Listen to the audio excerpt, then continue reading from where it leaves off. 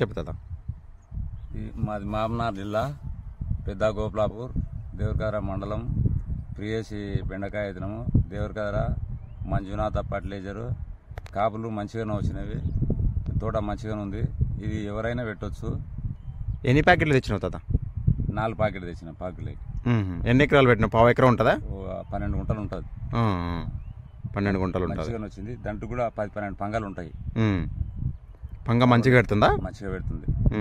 ఎన్ని కోతలు వస్తుంది? 4 నెలల వరకు వస్తుంది. 4 నెలల వరకు వస్తుంది.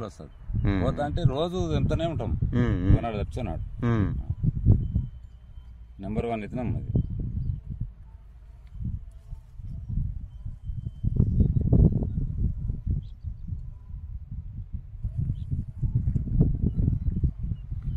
సరే తాత, ఇప్పుడు అయితే అందరు రైతులు అయితే పెట్టవచ్చు కదా దీన్ని? పెట్టవచ్చు.